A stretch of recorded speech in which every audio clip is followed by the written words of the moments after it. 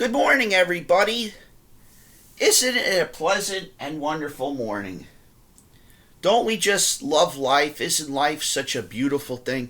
Isn't this a great... We're going to go on an adventure.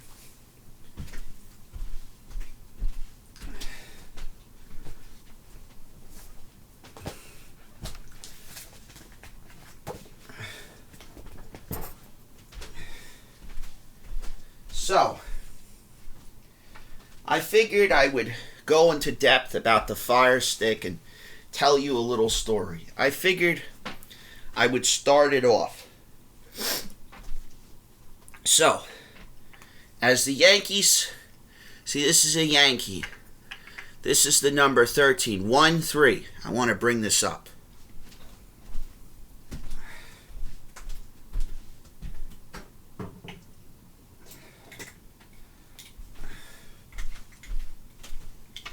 So, congratulations.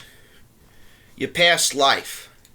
Now we're going to go into the nitty-gritty of the Uncle John show I'm going to be doing from now on.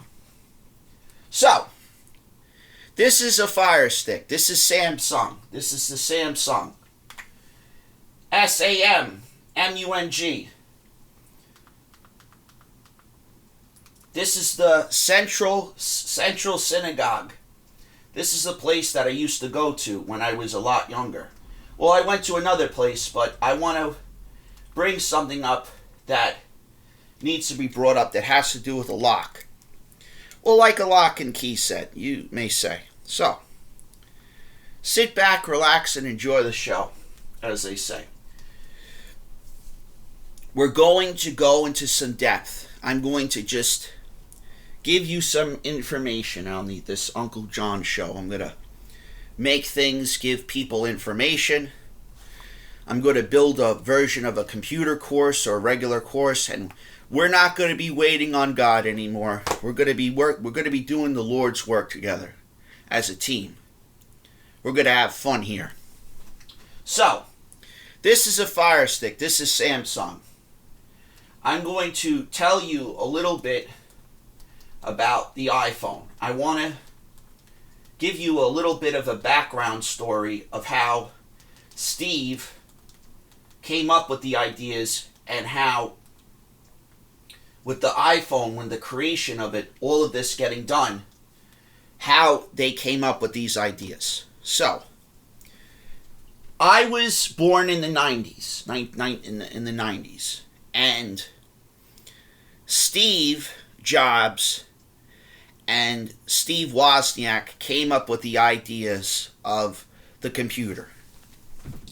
So they came up with the iPhone and certain things. I was just a young little lad. This is a picture of me. This is in 1995. I got sick a lot when I was at NUMIC. And my doctor said, well, would you like to meet a guy by the name of Steve Jobs? Would you like to meet his relatives and this and that? And they were all related to me, which I wasn't told the whole story. And, as you could say with holy water, I was woken up with the spray bottle equivalent. I had a lot of interesting relatives. Rose and Grillo, Charlie Cantasano.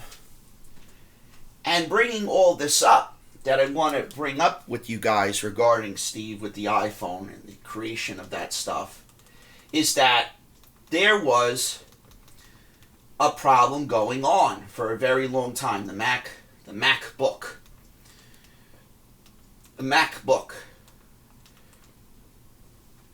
They came up with this idea of the MacBook with Apple, and it was about the early designs and how Steve Jobs and Steve Wozniak, my relatives explained to me, because they were investors. The guy Warren Buffett, who owns stocks in Coca-Cola, which I'm going to say, there was an evolution happening with the computers. See? Evolution of MacBook. When it comes to the... And all of this stuff. 2006. So, I'm going to shut it off. Steve had a problem with a lot of this stuff. He wanted specifically to have certain things done specific ways. And he would go on what you call retreats, or he would go on events. He was in college, just like many of these people like Bill Gates, and he basically, I did a lot of research and development on my relatives. They came up with these designs. So a lot of these prophets that you have, Moses, Abraham, they came up with trinket devices, or you call them totems, whatever you want to call them. They were relics that they used to defeat evilness. Solomon had the guitar. He had a version of the guitar. He had to deal with the jinn. The jinn is another species of what you call a demon. Now, you may say, John, how did you do this research? Well, I went to a relative of mine from a Strauss family, and I asked him, I said, I want to study Judaism, Christianity, how it was created, why spells, why this spell book was designed, and I wanted to meet certain people, and I got signatures, and I went on adventures, I got on flights, and I worked for Balenciaga, I worked for the Prada, meaning I did things for research and development. I tried my very best to build a business called Gita. Now, Gita is my grandfather's real name, but I don't use it because in the wartime, in the CIA and the FBI, they said you can't use it anymore because it's one of your relatives' old names, and they had to have it changed because it has to deal with your upbringing. So, like anything else, I meet a person by the name of Mark Rubenstein. And Mark Rubenstein had a relative named Matthew Goldberg. Now, Goldberg was a rabbi, but originally he was a neurologist. He was working at Numic. And I met quite a bit of people in the Belmore Fire Department that basically explained that there are problems going on with elderly care. You should join the EMT people. I met a person named by the name of Paul Zuckerberg, and apparently I learned I had a friend named Omar and Farouk. I didn't convert to becoming a Muslim. I just liked the practice that I wanted to be very careful with alcohol and all this other stuff, because in the family, just like Donald Trump, he had a dad that had an alcohol problem. And he said, I don't drink. I don't drink anymore. I gave it up during the pandemic because it was very, very dangerous, like marijuana. Marijuana can be used medicinally for medical purposes. But the problem is with the marijuana that Barron or some of these books like Thomas Roeder's brought up in these books with the medical, you have to be very careful because it doesn't have magical purposes. You get too high and you don't even know where you are. It's like the synthetic medication like codeine or morphine. In other words, what I'm trying to explain to you guys so you're at least aware, I had a girlfriend named Alexis when I was in Cornell and Princeton and all these universities. And we were friends, but in regards to the Samsung, and just like this little patch that I have right here, just like I had when I was a kid, I put this on me. There was always problems with this communication. So I had a book like this I had to submit over to my boss at the headquarters. And what I am going to say, just like this itemized, I made a song up, itemized bill, itemized bill, which is a bill of sale and contract, that I had asterisk, meaning I had set that up with all the stuff, meaning I had went to a patent department like the EU or the United States, and I said, hey, I like to design a company that I like to build on, that I would like to do with the government, and if it was possible, can I please build it? And they said, yeah, sure, kid, you can build it. The only problem is you're going to have a little bit of trouble. You're going to have to join an organization. You're going to have to join this, and this is when I was a teenager. I said, well, what is this entitled? Well, I'm just going to say you might have to do some unscrupulous things. And I said, well, what do I got to do? You got to meet the big guy. So, when I was about 15 years old, I never told this story to anybody. I'm going to tell you guys the truth. I met a guy named Samuel, who you may call him Satan. And I had to meet him not in Vegas, I had to meet him in the city. So there was a person, that was a man, that was a representation, or they were in the Satanic Brotherhood. Now you may say to me, hey John, why are you meeting this Satan person, this Samuel? Well, I had no choice at the point, because either I get an answer of who my dad's relatives are, or I just get lied to.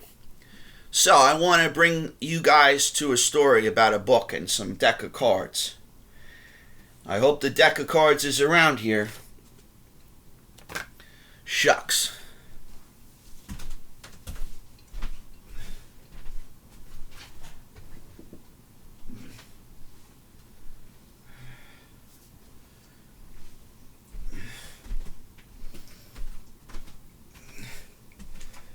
So, I had a book like this on magic. And, kid, scary eyes, set me down. I was about 15 years old. You're going to have to sell your soul to the devil, me. And you're going to sign a blood equivalent contract. You have to sell your soul and sign on the dotted line. You're going to sell your soul. Okay. Look left. Look right. At the time when I was 15 years old, I always had this thing, a version of this.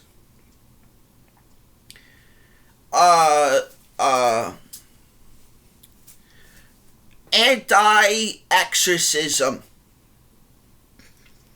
I am the master of the mystical arts. I sat down. So, I gotta tell you the truth. My relative, Fred, is related to this Archangel Michael person, or you may call him another name. His name is Matt. Or you may call him Enoch.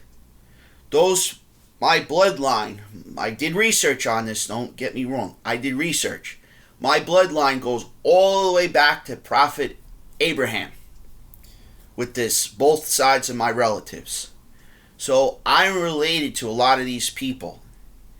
And I said to this Samuel person,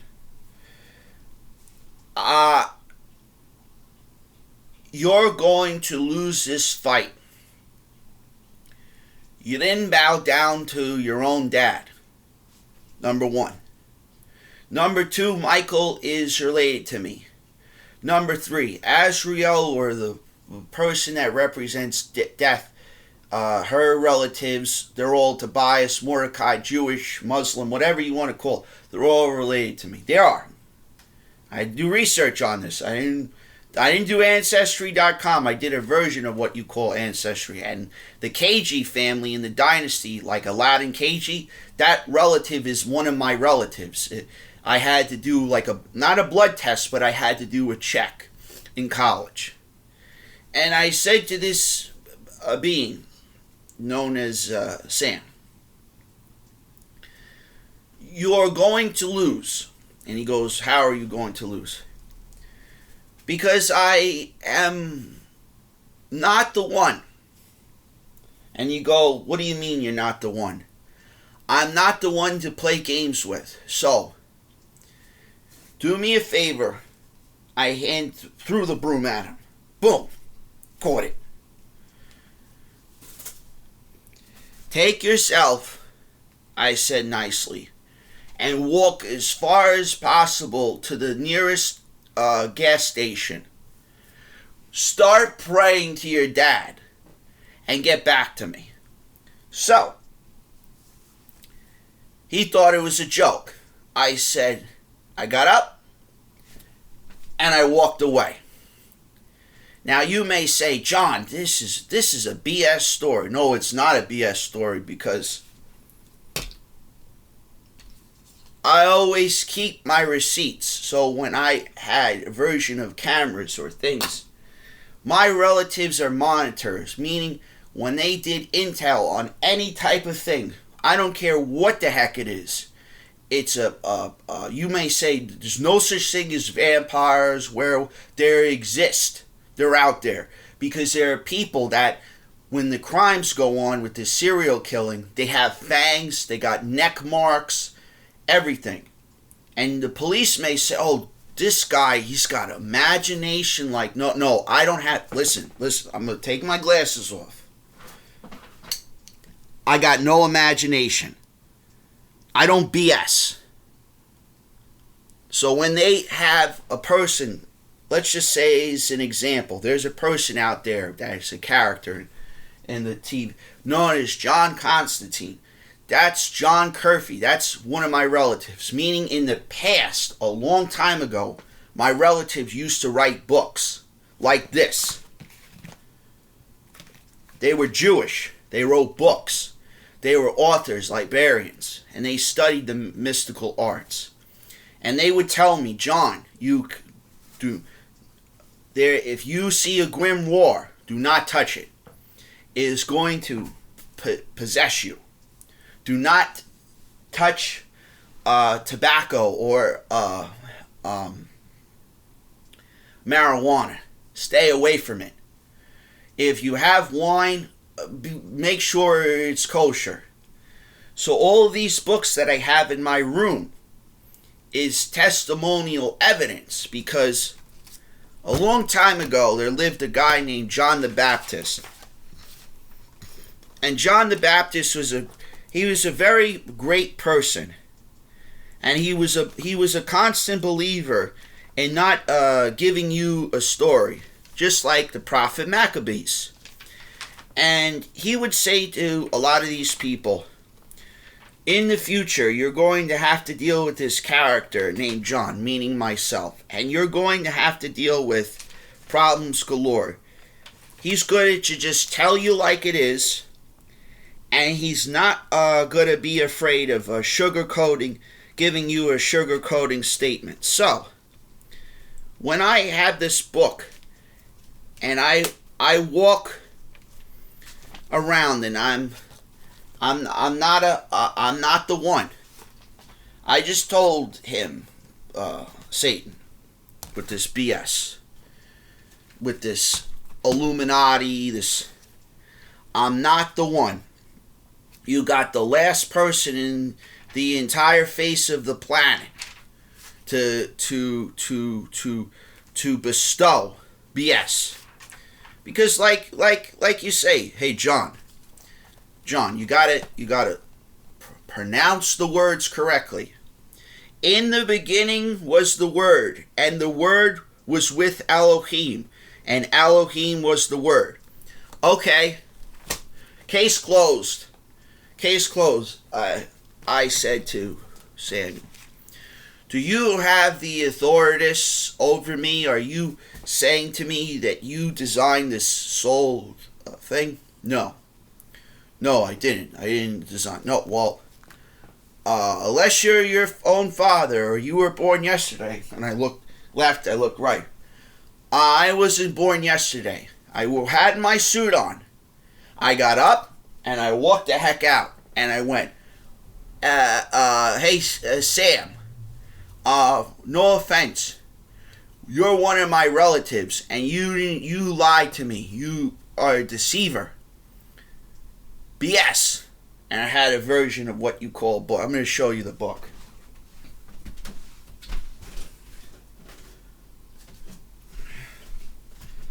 I had a book like this. And I had it in my pocket like this. Pow, pow, pow. I got up with my suit and tie like a gangster. I walked the heck out. After that, all hell broke loose. I must have interacted with so many beings you can't even shake a stick. You need to join the Illuminati. You need to join this organization. You need to know. And I should say this. I kept saying, no, I'm not joining. No, no, no, no, no. Sell your soul. Sell your cut your hand. Sell your soul. No, no, I don't. I'm good. I'm good. And I walk throughout life. And Sam's relatives are comedians. They're like, there's no way this kid can survive. Oh, there's a way you can survive. You just have to be a little bit of a wise guy. So, the reason why I'm bringing up the story with Sam and all you guys to begin with, just like the Coca-Cola stock and the Star Wars character, I'm not the one. I'm not the one to play games with you. I'm a winner. Winners win. I did a version of the exorcism. I'm not afraid of you. And when I'm not afraid of you, he's scared. He's scared of me. You people that are in the magical order, congratulations. You want to lie to the world? Go lie to the world. Go sit there on your TV screen, your computer. I hope this gets to you guys that are artists or whatever. I hope you get the picture. I kept receipts. I didn't work for Uber or DoorDash. I designed most of this stuff. And you're going, this 23 minutes. Thank you, the Lord. So, as Prophet David or Solomon or Solomon's relatives or Enoch or Elijah or Ezekiel would say, hey, I'm just going to leave this message to the great and powerful. I won.